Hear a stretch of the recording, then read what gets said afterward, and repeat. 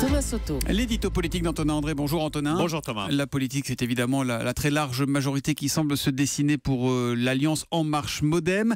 C'est une satisfaction pour Emmanuel Macron, mais c'est aussi, dites-vous, une pression très forte. Il a les mains libres pour réformer. Oui, dimanche soir, au milieu de ses invités, ministres et marcheurs de la première heure, Emmanuel Macron était à la fois satisfait, bien sûr, et préoccupé. Comment canaliser, dompter, diriger une majorité pléthorique composée pour l'essentiel de novices en politique, certains déjà ivres de leur victoire et qui ne mesurent pas toujours que le plus dur commence, que la fonction de député est codifiée, complexe, exigeante.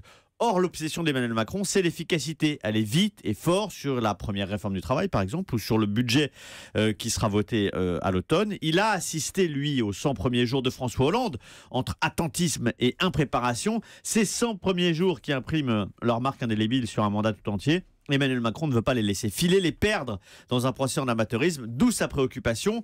Comment transformer en un temps record une majorité de novices en pros du texte législatif? Vous parlez de renouvellement sur 517 candidats investis. Ils sont moins de 30 à avoir eu une expérience du Parlement.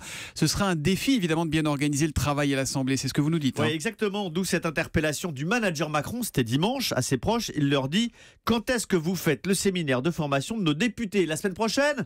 Non, monsieur le président, c'est un peu court, on n'a pas encore tout calé, lui a-t-on répondu.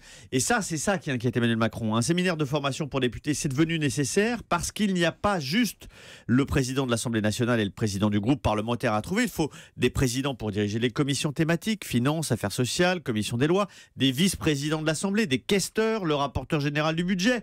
Qui choisir encore pour diriger le travail sur les lois d'habilitation, sur la réforme du travail, justement? On ne passe pas d'artisans, d'étudiants, de chefs d'entreprise en orfèvre à orfèvre du travail parlementaire en un claquement de doigts. Il faudra des cadres, de la poigne. Ça rappelle la situation de François Mitterrand en 80. Il y avait eu une grande vague de députés novices socialistes. Et à cette époque, François Mitterrand avait choisi Pierre Joxe, l'autoritaire, pour encadrer cette majorité plutôt que Claude Estier, jugé trop tendre.